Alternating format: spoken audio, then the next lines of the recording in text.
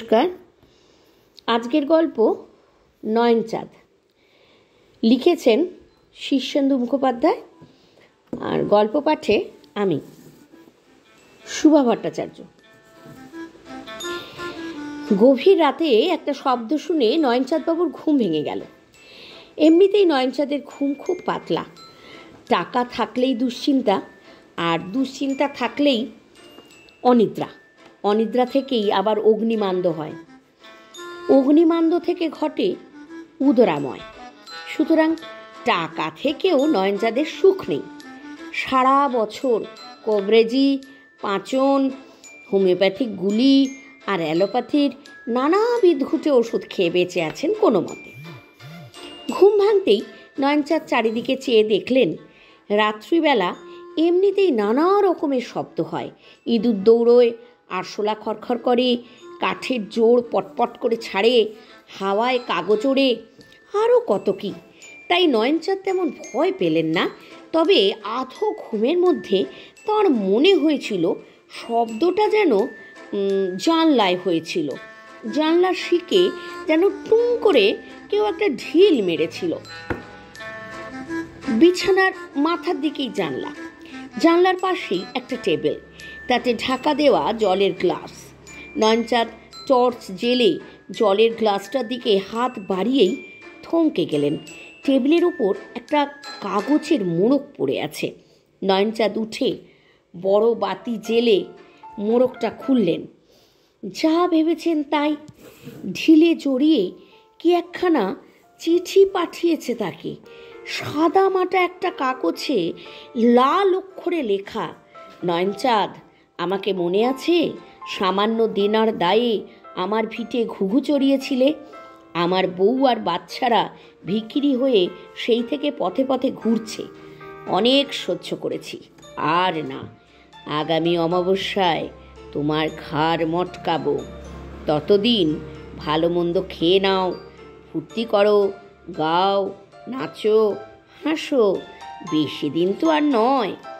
ইতি, তোমার জনার্দন। নয়নচাঁদ ঠক ঠক করে কাঁপতে লাগলেন। তার শিথিল হাত থেকে চিঠিটা পড়ে গেল। চাকর বাকর, বউ, ছেলে মেয়েদের ডাকার অনেক চেষ্টা করলেন, কিন্তু গলা দিয়ে স্বর বেরোলো না। জনার্দনকে খুব মনে আছে নয়নচাঁদের। নিরীহ গোছের মানুষ, তবে বেশ খরচের হাত ছিল। প্রায়ই হ্যান্ড নোট লিখে নয়নচাঁদের কাছ থেকে চড়া সুদে টাকা ধার করত। কখনো টাকা শোধ দিতে পারেনি।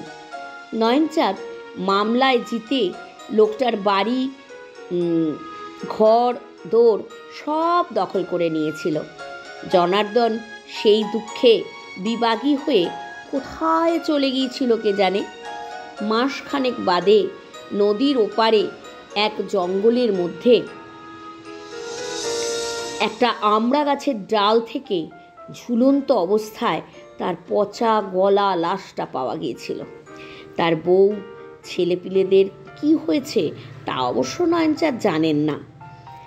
সেই ঘটনার পর প্রায় বছর 3-4 কেটে গেছে। নয়নচাঁদের ভূতের ভয় আছে। তাছাড়া অপঘাতকেও তিনি খুবই ভয় পান। খানিকক্ষণ বাদে শরীরের কাঁপুনিটা একটু কমলে তিনি জল খেলেন এবং বাড়ির লোকজনকে ডাকলেন। রাত্রে আর কেউ ঘুমোতেই পারল না। এই রহস্যময় চিঠি নিয়ে উত্তেজিত আলোচনা এবং গবেষণা চলতে লাগলো। পরদিন সকালে গোয়েন্দা বরদাচরণকে ডেকে পাঠানো হলো। গোয়েন্দা বরদাচরণ পাড়ারই লোক। বরদাচরণ লোকটা একটু অদ্ভুত। স্বাভাবিক নিয়মে কোনো কাজ করতে তিনি ভালোবাসেন না। তার সব কাজেই একটা বৈশিষ্ট্য আছে। এই যেমন, কোনো বাড়িতে গেলে তিনি কখনো সদর দরজা দিয়ে সেই বাড়িতে ঢুকেনই না, এমনকি খিড়কি দরজা দিয়েও না। তিনি হয় পাঁচিল টপকাবেন, নয় গাছ বেয়ে উঠে ছাদ বেয়ে নামবেন, এমনকি জানলা ভেঙেও তাকে ঢুকতে দেখা গেছে। নয়নচাঁদের বাড়িতে বরদাচরণ ঢুকলেন টারজানের কায়দায়। বাড়ির কাছেই একটা মস্ত বটগাছ আছে। সেই বটের ছুরি ধরে কষে খানিকটা ঝুল খেয়ে বড়দা পাশের একটা জাম গাছের ডাল ধরলেন। সেটা থেকে লাফিয়ে পড়লেন একটা চালতা গাছে। সেখান থেকে নয়নচাঁদের বাড়ির পাঁচিল ডিঙিয়ে অবশেষে একটা রেইন পাইপ ধরে 3 তলার জানলায় উঁকি দিয়ে হাসি মুখে বললেন, এই যে নয়নবাবু, কি হয়েছে বলুন তো? জানলায় আচমকা বরদাচরণকে দেখে নয়নচাঁদ ভিড় মিখে প্রথমটা গোঁ গোঁ করতে লাগলেন। চোখে মুখে জলের ছাপটা দিয়ে তাকে ফের সামাল দেয়া হলো। বরদাচরণ ততক্ষণে ধৈর্যের সঙ্গে জানলার বাইরে পাইপ ধরে ঝুলে থাকলেন। অবশেষে যখন ঘটনাটা বরদাচরণকে বলতে পারলেন নয়নচাঁদ, তখন বড়দা খুব গম্ভীর মুখে বললেন, তাহলে এই জানলাটাই, এটা দিয়েই ঢিলে বাঁধা চিঠিটা ছোঁড়া হয়েছিল তো? হ্যাঁ বাবা বড়দা। জানলাটা খুব নিবিষ্টভাবে পরীক্ষা করে বড়দা বললেন, অনেক দিন জানলাটা রং করাননি দেখছি। না, খামোকা পয়সা খরচ করে আর কি হবে? জানলা রং করালেও আলো হাওয়া আসবে, না করালেও আসবে, ঝুটমুট খরচে যাব কেন? তার মানে আপনি খুব কৃপণ লোক, তাই না? কৃপণ নই বাবা, লোকে বাড়িয়ে বলে, তবে হিসেবই বলতে পারো। তা কাল রাতে আপনি কি খেয়েছিলেন? কেন বাবা বড়দা, রোজ যা খাই তাই খেয়েছি, 2খানা রুটি আর কুমড়ো ছেঁচকি। বরদাচরণ গম্ভীর হয়ে বললেন, আপনি খুবই কৃপণ, ভীষণ কৃপণ। না বাবা, কৃপণ নই, হিসেবেই বলতে পারো। আমার ফিস কত জানেন? 500 টাকা, আর খরচাপাতি যা লাগে। নয়নচাঁদ ফের ভিড়মি খেলেন। এবার জ্ঞান ফিরতে তার বেশ সময়ও লাগলো। বড়দা বিরক্ত হয়ে বললেন, কৃপণ বা হিসেবে বললে আপনাকে কিছুই বলা হয় না, আপনি যাচ্ছে তাই রকমের কৃপণ। বোধ হয় পৃথিবীর সবচেয়ে কৃপণ লোক আপনি। নয়নচাঁদ মুখখানা বেজার করে বললেন, পাড়ার লোক হয়ে তুমি 500 টাকা চাইতে পারলে বাবা? তোমার ধর্মে সইল? আপনার প্রাণের দাম কি তার চেয়ে বেশি নয়? কিছু কম হবে বাবা, হিসেব করে দেখেছি, আমার প্রাণের দাম মোটে 250 টাকার বেশি নয়। তবে আমি চললুম, ভিজিট বাবদ 20টা টাকা আমার বাড়িতে পাঠিয়ে দেবেন। নয়নচাঁদ আঁতকে উঠে বললেন, যেও না যেও না যেও না বাবা বড়দা, ওই 500 টাকাই দেবো ক্ষণ। বরদাচরণ এবার পাইপ বেয়ে নেমে সিঁড়ি বেয়ে ঘরে এসে উঠলেন। হাত বাড়িয়ে বললেন, চিঠিটা দেখি। চিঠিটা নিয়ে খুঁটিয়ে সবটা পড়লেন। কালিটা পরীক্ষা করলেন, কাগজটা পরীক্ষা করলেন, আতশ কাচ দিয়ে অক্ষরগুলো ভালো করে দেখলেন। তারপর নয়নচাঁদের দিকে চেয়ে বললেন, এটা কি জনার্দনেরই হাতের লেখা?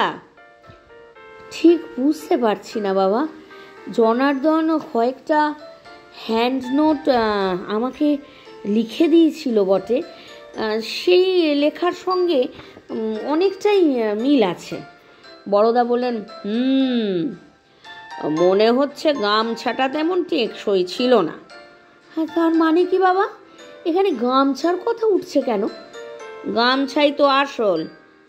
জনার্দন গলায় গামছা বেঁধে ফাঁসে লটকে ছিল তো, মনে হচ্ছে সেই গামছা ছিঁড়ে সে পড়ে গিয়েছিল এবং বেঁচেও গিয়েছিল। এ চিঠি যদি তারই লেখা হয়ে থাকে তাহলে তো বিপদেরই কথা। আপনি বরং কটা দিন একটু ভালো খাওয়া দাওয়া করুন, আমোদ আহ্লাদও করে নিন প্রাণ ভরে। তার অর্থ কি বাবা? কি বলছো এসব? আমি তো জীবনে কখনো ফুর্তি করিনি, তা তো জানোই। জানি বলেই তো বলছি, টাকার পাহাড়ের ওপর শকুনের মতো বসে থাকা কি ভালো? আমাবস্যারও তো আর বেশি দেরি নেই। নয়নচাঁদ বাক্যহারা হয়ে চেয়ে রইলেন। তারপর বললেন, জনার্দন যে মরেছে তার তো সাক্ষী সাবুত আছে বাবা। লাশটা শনাক্ত করেছিল তার আত্মীয়রাই। তবে তো আরও বিপদের কথা। এ যদি ভূতের চিঠি হয়ে থাকে তবে আমাদের তো কিছু করারই নেই। নয়নচাঁদ এবার ভ্যাঁক করে কেঁদে বললেন, হ্যাঁ, প্রাণটা বাঁচাও বাবা বড়দা, তুমি যা বলবে আমি তাই করব। বড়দা এবার একটু ভাবলেন, তারপর মাথাটা নেড়ে বললেন, ঠিক আছে, দেখছি। এই বলে বরদাচরণ বেরিয়ে গেলেন। ফিরে এলেন 3 দিন পর। মাথার চুল উস্কো খুস্কো, গায়ে ধুলো, চোখ লাল। বললেন, পেয়েছি। নয়নচাঁদ আশান্বিত হয়ে বললেন, হে, পেরেছো ব্যাটাকে ধরতে? হ্যাঁ, যাক যাক বাবা, বাঁচা গেল। বড়দা মাথা নেড়ে বললেন, তাকে ধরা তো সহজ নয়, তবে জনার্দনের বউ ছেলে মেয়ের খোঁজ পেয়েছি। এই শহরেরই একটা নোংরা বস্তিতে থাকে। ভিক্ষে শিক্ষে করে পরের বাড়িতে ঝি চাকর খেটে ওই কোনো রকমে বেঁচে আছে আর কি। কিন্তু সে খবরে আমাদের কাজ কি বাবা? বড়দা কটমট করে চেয়ে বললেন, চিঠিটা যদি ভালো করে পড়ে থাকেন তবে নিশ্চয়ই লক্ষ্য করেছেন ভূতটার কেন আপনার ওপর রাগ। তার বউ ছেলে মেয়ে ভিখিরি হয়ে যাওয়াটা সে কিন্তু সহ্য করতে পারছে না। হ্যাঁ, তা বটে। যদি বাঁচতে চান তো তাদের আগে ব্যবস্থা করে দিন। কি ব্যবস্থা বাবা বড়দা? তাদের বাড়ি ঘর সব ফিরিয়ে দিন, আর যেসব ক্রোক করেছিলেন সেগুলো। ওরে বাবা, তার চেয়ে তো মরাও ভালো। আপনি চ্যাম্পিয়ন। কিসে বাবা বড়দা? কিপটেমিতে। আচ্ছা, আসি, আমার আর কিচ্ছু করার নেই কিন্তু। দাঁড়াও, অত চড়ছো কেন? জনার্দনের পরিবারকে সব ফিরিয়ে দিলে কিছু হবে মনে হয়? মনে হয় হবে। তারপর তো আমি আছি। একটা দীর্ঘশ্বাস ছেড়ে নয়নচাঁদ বললেন, হ্যাঁ, তাহলে তাই হবে বাবা। আমাবস্যার আর দেরি নেই। মাঝখানে মোটে 7টা দিন। নয়নচাঁদ জনার্দনের ঘর বাড়ি, জমি জমা, ঘটি বাটি এবং সোনা দানা সবই তার পরিবারের কাছে ফিরিয়ে দিলেন। জনার্দনের বউ আনন্দে কেঁদে ফেলল। ছেলে মেয়েগুলো বিহ্বল হয়ে গেল। বড়দা নয়নচাঁদকে বললেন, আজ রাতে রুটির বদলে ভালো করে পরোটা খাবেন, সঙ্গে ছানার ডালনা আর পায়েস। হে, বলো কি? যা বলছি তাই করতে হবে। আপনার প্রেশার খুব লো, শকটক খেলে মরে যাবেন যে। তাই হবে বাবা বড়দা, তাই হবে। তুমি যা বলবে তাই করব। শুধু এই প্রাণটাকে একটু দেখো। নয়নচাঁদ পরোটা কোনোদিনই খাননি, মানে খেয়ে দেখেনি। তিনি পরোটা খেয়ে দেখলেন, বেশ লাগে। কোনোদিন তো খাননি। ছানার ডাল না খেয়ে আনন্দে তার চোখে জল এসে গেল। আর পায়েস, সেটা খেতে খেতে তো পূর্বজন্মের কথাই মনে পড়ে গেল তার। না, পৃথিবীর জায়গাটা বেশ ভালো। সকালবেলাতেই বড়দা জানলা দিয়ে উঁকি মারলেন। এই যে নয়নচাঁদ বাবু, কেমন লাগছে? গায়ে বেশ বল পাচ্ছি বাবা, পেটটাও ভুটভাট করছে না তেমন। আপনার কাছারি ঘরে বসে কাগজপত্র সব দেখলাম। আরও 10টা পরিবার আপনার জন্য পথে বসেছে। তাদেরও সব সম্পত্তি ফিরিয়ে না দিলে কেসটা হাতে রাখতে পারবো না। বলো কি বাবা বড়দা, এরপর যে আমি পথে বসবো? প্রাণটা তো আগে। কি আর করেন, নয়নচাঁদ বাকি 10টা পরিবারের যা কিছু দেনার দায়ে দখল করেছিলেন তার সবই ফিরিয়ে দিলেন। মনটা একটু দমে গেল বটে, কিন্তু ঘুমটা হলো বেশ রাত্রে। অমাবস্যা এসে পড়ল প্রায়। আজ রাত কাটলেই কাল অমাবস্যা লাগবে। সন্ধেবেলা বড়দা এসে বললেন, কেমন লাগছে নয়নচাঁদ বাবু? ভয় পাচ্ছেন না তো? ভয়ে শুকিয়ে যাচ্ছি বাবা। ভয় পাবেন না, ভয় পাবেন না। আজ রাত্রে আরও 2খানা পরোটা বেশি খাবেন। কাল সকালে যত ভিখিরি আসবে সবাইকে ভিক্ষে দেবেন, কাউকে ফেরাবেন না, মনে থাকবে। নয়নচাঁদ হাঁপ ছাড়া গলায় বললেন, তাই হবে বাবা, তাই হবে।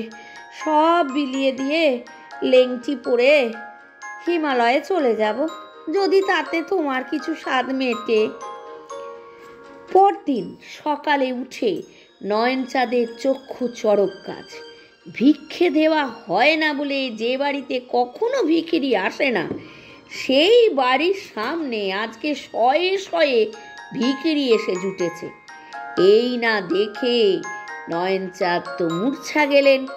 মূর্ছা ভাঙার পর বেজার মুখে উঠলেন, সিন্ধুক খুলে টাকা বের করলেন, চাকরকে দিয়ে ভিখিরিদের আনালেন, এনে তাদের সব দিলেন। দিয়ে দেখলেন যে তার হাতে আর কিছুই নেই, প্রায় শুধু 1000 খানেক টাকা ভিখিরিরাই নিয়ে চলে গেছে। 1000 খানেক টাকা যে অনেক টাকা। নয়নচাঁদ মাথায় হাত দিয়ে বসে রইলেন অনেকক্ষণ। দুপুরে একরকম উপোস করেই কাটালেন। টাকার শোক তো কম নয়। নিজের ঘরে শুয়ে থেকে একটু বোধহয় তন্দ্রাও এসে গিয়েছিল। যখন তন্দ্রা ভাঙল তখন চারিদিকে অমাবস্যার অন্ধকার। ঘরে কেউ আলোও দিয়ে যায়নি। আতঙ্কে অস্থির হয়ে নয়নচাঁদ চেঁচালেন, ওরে কে আছিস? কেউ জবাব দিল না। ঘাটটা কেমন সুরসুর করে উঠল নয়নচাঁদের। বুকটা কেমন যেন ছমছম করে উঠল। চারদিকে কিসের যেন একটা ষড়যন্ত্র চলছে। অদৃশ্যে ফিস ফাঁস কথাও যেন তিনি শুনতে পাচ্ছেন। নয়নচাঁদ সব হয়ে কাঠ হয়ে জানলাটার দিকে চেয়ে রইলেন। হঠাৎ সেই অন্ধকার জানলায় একটা ছায়া মূর্তি উঠে এলো। নয়নচাঁদ আর সহ্য করতে পারলেন না। হঠাৎ তেড়ে উঠে জানলার কাছে গিয়ে বললেন, কেন রে ভূতের পো, আর কোন পাপটা আমার আছে শুনি? আর কোন কর্মফল বাকি আছে? থোড়াই পরোয়া করি তোর। একটা টর্চের আলোয় ঘরটা ভরে গেল। হঠাৎ জানলার বাইরে থেকে বরদাচরণ বললেন, ঠিকই বলেছেন নয়নবাবু, আপনার কোনো পাপ টাপ নেই, ভাড়ও আর কেউ মটকাবে না। অমাবস্যা একটু আগেই ছেড়ে গেছে। বটে, তবে ফের অমাবস্যা আসতে আর কতক্ষণ? এবার থেকে যেমন চালাচ্ছেন তেমনি চালিয়ে যান। সকালে ভিখিরি বিদে, দুপুরে ভরপেট খাওয়া, বিকেলে দান ধ্যান সৎ চিন্তা, রাত্রে পরোটা, মনে থাকবে। নয়নচাঁদ একটা শ্বাস ছেড়ে বললেন, থাকবে বাবা, থাকবে। নমস্কার, আজকের গল্প এখানেই শেষ হলো। আমার এই পেজ এবং চ্যানেল দুটিকে লাইক করলে আমি অত্যন্ত কৃতার্থ হব। ধন্যবাদ জানাই আপনাদের সকলকে। কমেন্টে জানাতে ভুলবেন না গল্প কীরকম লাগলো, আর কীরকম ধরনের গল্প শুনতে চান। আমি আবার হাজির হয়ে যাব সেই ধরনের গল্প নিয়ে। ধন্যবাদ।